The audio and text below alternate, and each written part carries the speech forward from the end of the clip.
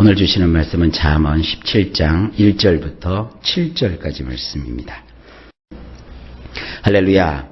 오늘은 17장 1절부터 시작이 되겠습니다. 1절 말씀을 보면 마른 떡 한 조각만 있고도 화목하는 것이 제육이 집에 가득하고도 다투는 것보다 나으니라. 자, 원문을 보면 이렇습니다.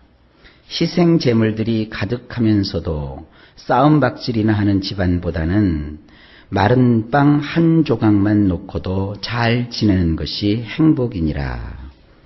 자, 우리 성경에서는 그래서 제육이라고 번역을 했는데 원문에 보면 희생제물이에요. 이 희생제물이라는 뜻이 뭐냐 하면 이 구약시대에는 자기가 고기를 먹고 싶다고 해서 그냥 짐승을 잡아서 고기를 먹고 그러지 않았어요.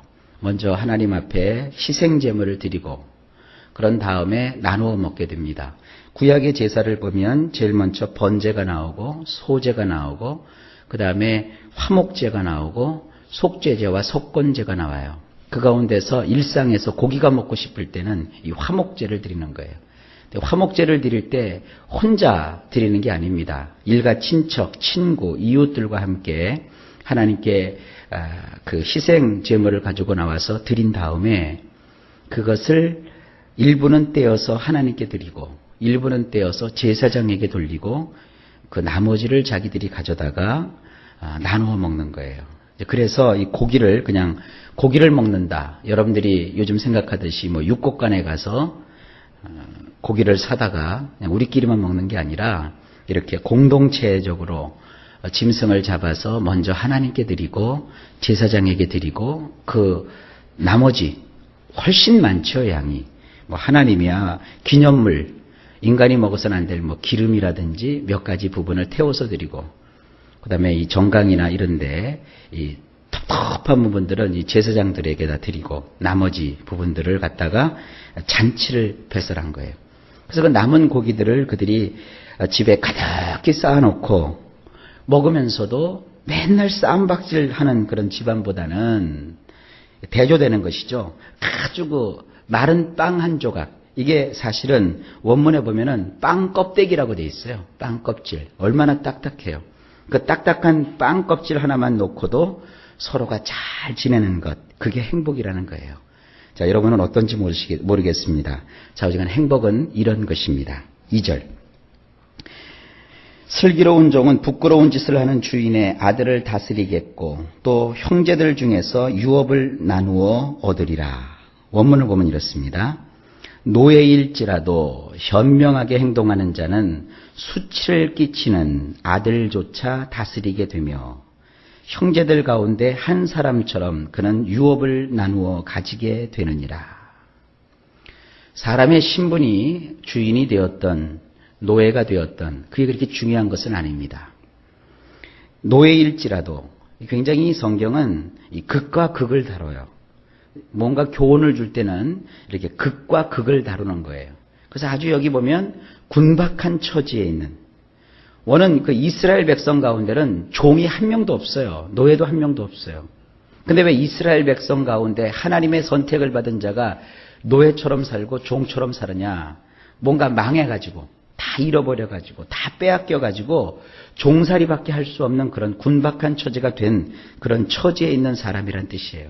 그러니까 지금식으로 얘기하면 굉장히 되는 일이 없고 다 말아먹고 망하고 그야말로 세상적으로 다 잃어버린 사람이라 할지라도 그렇게 극을 여기서 얘기하고 있는 거예요. 그러한 자라 할지라도 현명하게 행동하는 자는, 그래서 현명하다는 것은 신중하게 생각할 줄 아는 사람, 지혜롭게 행동할 줄 아는 사람, 그런 걸 뜻합니다. 그러니까 비록 노예일지라도 현명하게 행동을 하면 수치를 끼치는 아들조차 다스리게 되며, 제가 여기다 가로를 쳤죠. 수치를 끼치는 주인의 아들. 원래 그 원문에는 이런 말이 없는데 이 문맥을 보면 자기 아들을 자기가 다스린다 이런 것이 문맥에서 별로 이렇게 우리가 뽑아낼 수 있지 않습니다. 그래서 거기다 제가 가로를 쳐서 의역을 한 거예요. 주인의 아들, 자기가 모시고 있는 주인의 아들조차도 다스리게 된다는 거예요.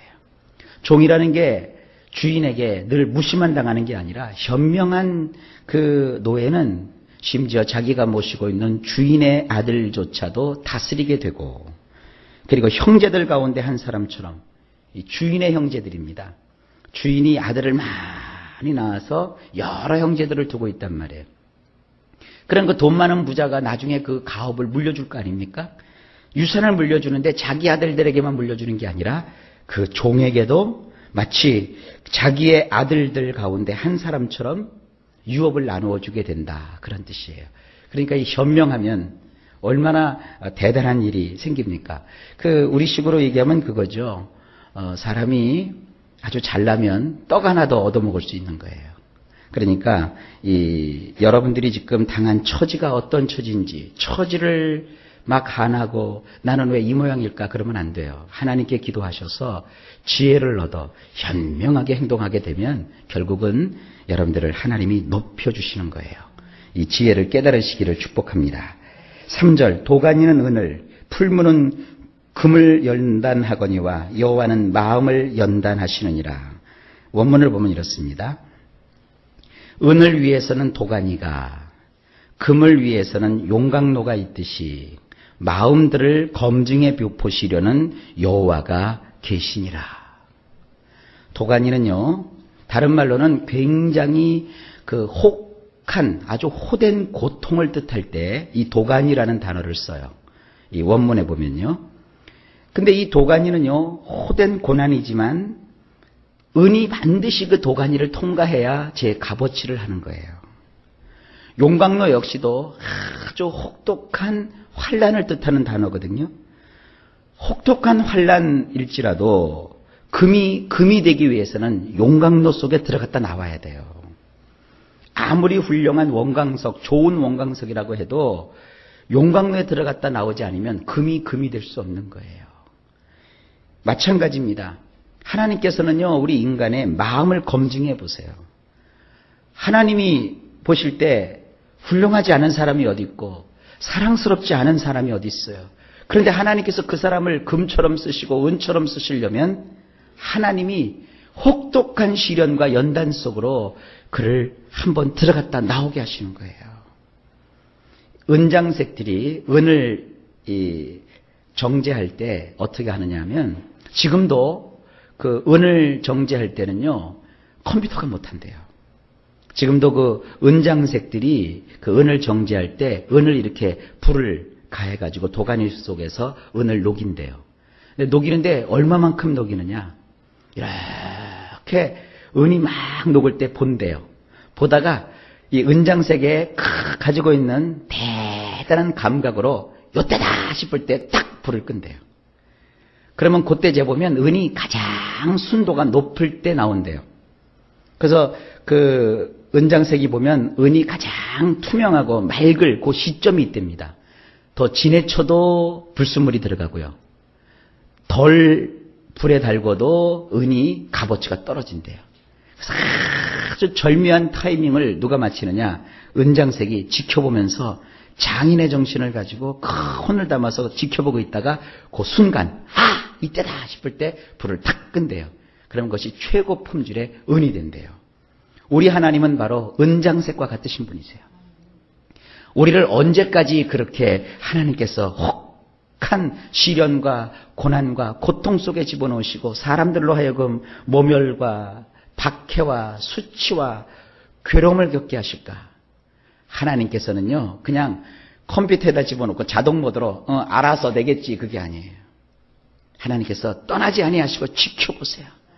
그러다가 지나치지 않게, 모자라지도 않게, 지나치지도 않게 하나님께서 탁 보시다가 요때다 싶을 때 탁 끄시는 거예요.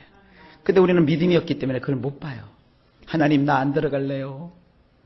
하나님, 왜 나에게만 이렇게 불시련이 있나요? 하나님께서 나를 은처럼 만드시고 금처럼 만드시려고 하는데, 여러분이 하나님의 뜻을 잘 기억하시면서 우리의 삶 속에 있는 호된 도가니 같고 용광로 같은 시련 속에서도 하나님만을 의지하는 저와 여러분 되시기를 주님의 이름으로 축복합니다. 4절, 악을 행하는 자는 사악한 입술이 하는 말을 잘 듣고 거짓말을 하는 자는 악한 혀가 하는 말에 귀를 기울이느니라. 원문은 이렇습니다. 악을 행하는 자는 분란을 일으키는 자가 하는 입술의 말을 귀담아 듣고 거짓말하는 자는 법도에서 어긋난 혀의 말을 듣느니라. 오늘은 이 듣는 것에 대해서 또 여기서 얘기하시네요. 이 악을 행하는 사람은요, 분란을 일으키는 자가 하는 입술의 말을 귀담아 듣는데요. 세상에 들을 말이 얼마나 많아요. 근데 꼭 악한 쪽으로 흘러가고 악을 행하는 사람은요, 들어도 꼭 무슨 말만 듣냐면 분란을 일으키는 말만 들어요. 그냥 막 뭔가 이렇게 비꼬고 뒤에서 그 사람을 깎아내리고 막 그르치는 그런 얘기들만 귀담아 들어요. 그리고 거짓말하는 사람은요, 법도에서 어긋난 혀의 말을 들어요. 올바른 얘기는 들으려 하지도 않아요. 정직한 얘기는 시시해서 들으려 하지도 않아요. 꼭 법도에서 어긋나는 거. 해서는 안 될 말을 하는 그런 소리를 듣고요. 따라서는 안 되는 그런 말을 막 맞자 묻히면서 들어요. 사실 그래요. 남 잘 되는 얘기, 좋은 얘기보다는 그 사람 없을 때, 나중에 이제 잠언에 나와요. 그 사람 욕하는 거, 그 사람 비꼬는 얘기, 그거는요, 굉장히 입에서 달대요. 그러니까 남 욕하는 게 그렇게 재미있을 수 없어요. 그러나 여러분, 우린 그렇게 살면 안 돼요. 악을 행하는 자, 거짓말하는 자, 이런 사람들의 길을 따르지 않는 것이 지혜입니다. 5절, 가난한 자를 조롱하는 자는 그를 지으신 주를 멸시하는 자요, 사람의 재앙을 기뻐하는 자는 형벌을 면하지 못할 자니라. 원문은 이렇게 되어 있습니다. 가난한 사람을 비웃는 자는 그를 만드신 분을 모독하는 것이요, 불행당하는 것을 보고 기뻐하는 자를 결백하다고 할 수 없느니라. 그렇죠, 여러분. 그런데 살다 보면 사실 나보다 없이 사는 사람, 나보다 못 가진 사람을 여러분 솔직히 한번 양심의 손으로 한번 스스로 생각을 해보세요.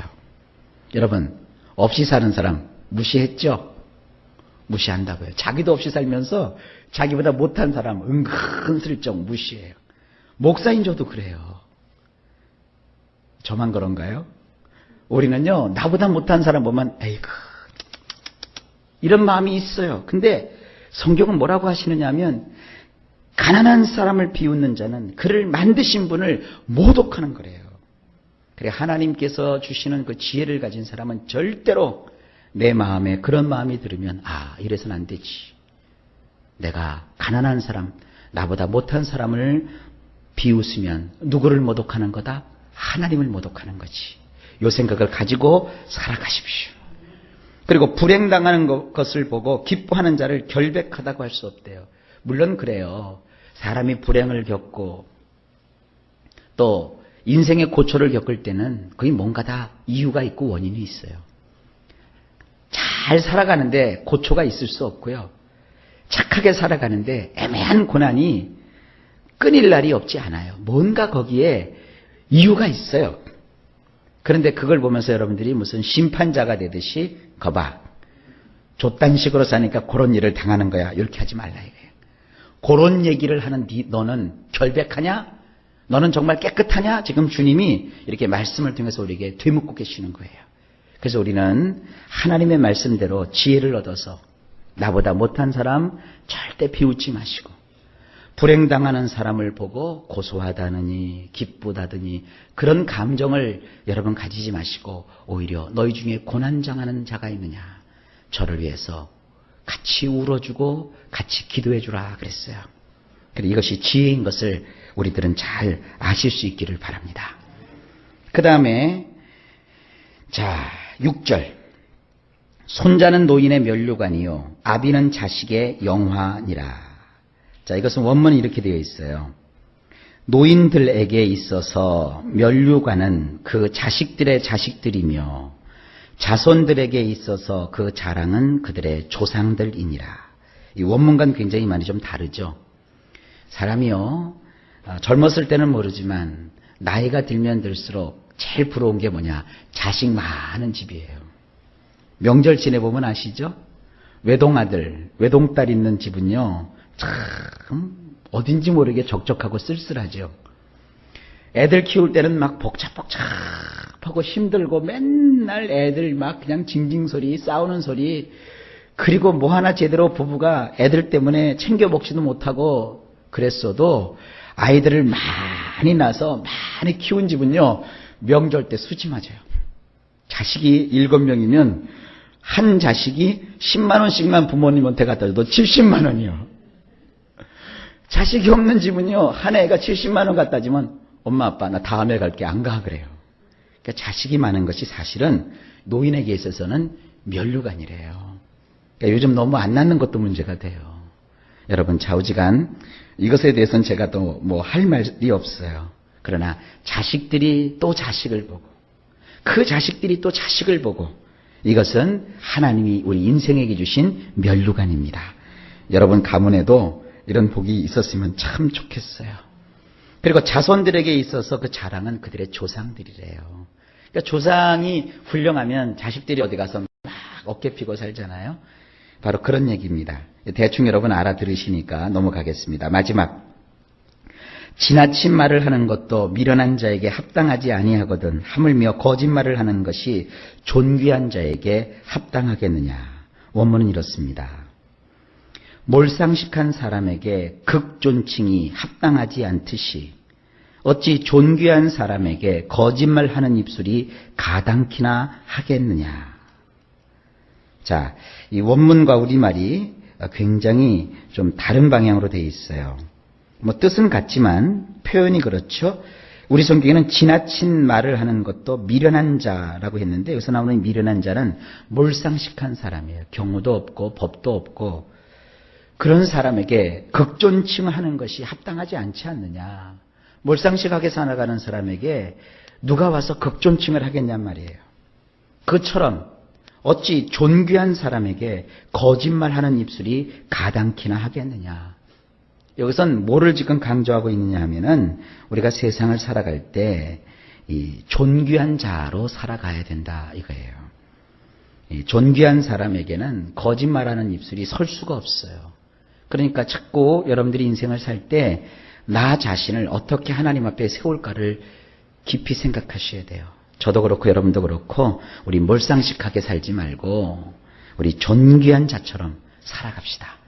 하나님 말씀과 또 그 교훈과 그 교양을 우리 마음에 늘 받아서 그 말씀으로 순종하여 살아가므로 가히 거짓말하는 입술이 내 앞에서 나불나불나불 하지 못하도록 우리에게 존귀한 삶을 살아가실 수 있기를 바랍니다. 이것이 지혜입니다. 자, 오늘도 하루가 시작되었습니다. 일마다 때마다 평강의 주께서 함께 해주시기를 예수님의 이름으로 간절히